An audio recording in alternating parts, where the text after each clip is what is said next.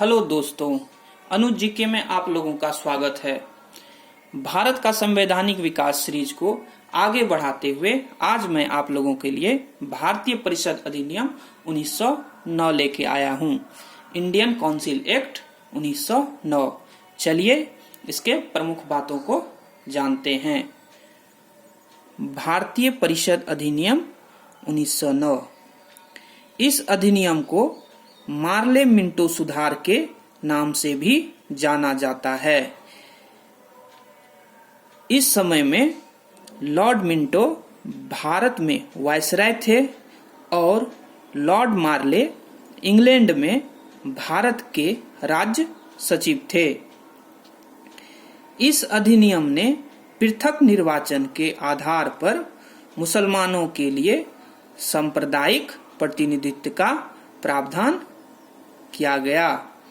इसके अंतर्गत मुस्लिम सदस्यों का चुनाव मुस्लिम मतदाता ही कर सकते थे। लॉर्ड मिंटो को सांप्रदायिक निर्वाचन का जनक के रूप में जाना गया। इस अधिनियम के अंतर्गत पहली बार किसी भारतीय को वायसराय और गवर्नर की कार्य परिषद के साथ एसोसिएशन बनाने का प्रावधान किया गया। सत्येंद्र प्रसाद सिन्हा वायसराय की कार्यपालिका परिषद में प्रथम भारतीय सदस्य बने। उन्हें विधि सदस्य बनाया गया था।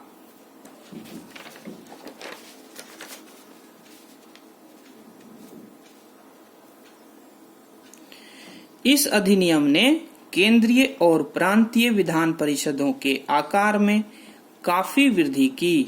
केंद्रीय परिषद में इनकी संख्या 16 से 60 हो गई।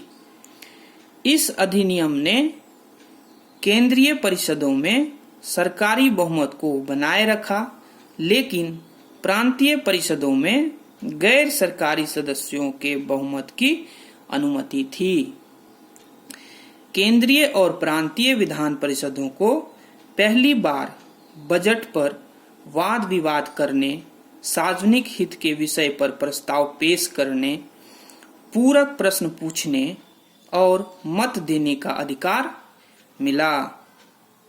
इस अधिनियम के तहत presidency corporation, chambers of commerce, विश्वविद्यालयों और जमींदारों के लिए अलग प्रतिनिधित्व का प्रावधान किया गया। इसके तहत जाति, वर्ग, धर्म आदि के आधार पर पृथक निर्वाचन प्रणाली अपनाई गई।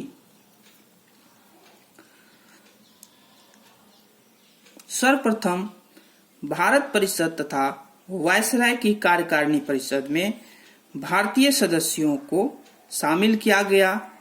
इनमें केसी गुप्ता तथा सैयद हुसैन बिलग्रामी शामिल थे।